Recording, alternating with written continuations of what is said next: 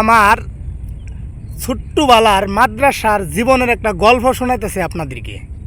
গল্পটা মনোযোগ দিয়ে শুনবেন, ইনশাল্লাহ অনেক ভালো লাগবো এবং কি শিক্ষণীয় কিছু বিষয় আছে সেই গল্পটার মধ্যে।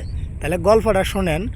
আমি যখন মাদ্রাসাতে পড়ি, বয়স আমার 5 থেকে 7 বছরের মাঝামাঝি হইব, এরকম সময় একটা গল্প হুজুরে কইল।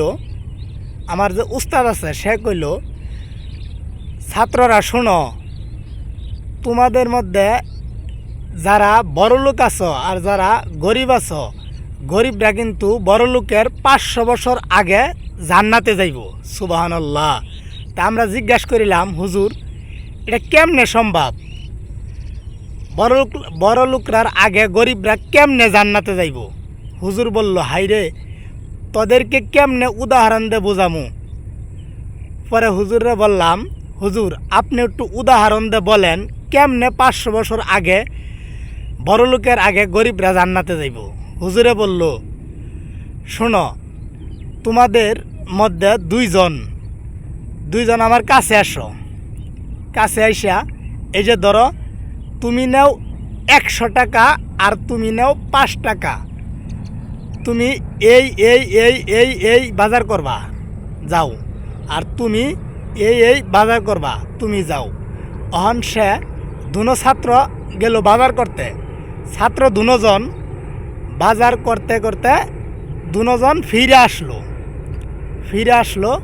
আসার পরে উস্তাদে জিজ্ঞাসা করলো, ও বাবারা, তোমরা কি কি বাজার আনছ?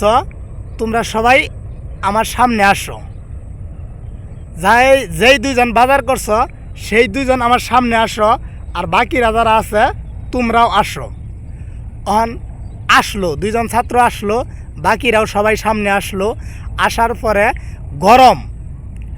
গরম একটা টিন, মানে রোদে দেই তাপ দিছে, মানে বোঝানোর জন্য রোদের মধ্যেই দেয় তাপ দেয়, এটা সামনে বিছাই দিছে। বিছাই দেওয়ার পরে দুজনেরই দুইটা বিছাই দিছে। দেওয়ার পরে দুজনরে কইতাছে, তুমি এটা তুড়ো আর তুমি এটা তুড়ো। দুজনের নাকি সমান গরম। তোমারে যে আমি 100 টাকা হাতে দিলাম, এই 100 টাকার কি বাজার করছ সেইটা এনে খারইয়া তুমি হিসাব দেও। কয় টাকা খরচ করছ, কেমনে কি করছ, এই 100 টাকার হিসাব আমাকে বুঝাই দেয়, পরে তুমি ক্লাসে বসো। এটা তারে বলা হইল।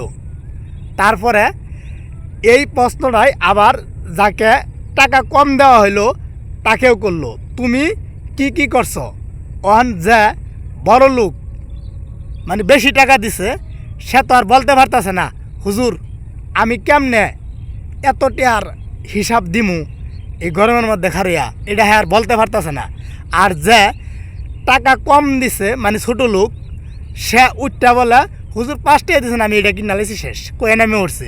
আর হ্যাঁ তো আর দিতে পারতেছে না। এই কথাটা কয়ে হুজুরে বুঝাইলো, এ দেখো, গরিবের 500 বছর পর বড় লোক জান্নাতে যাইব। সুবহানাল্লাহ। খুব সুন্দর একটা উদাহরণ দিছে।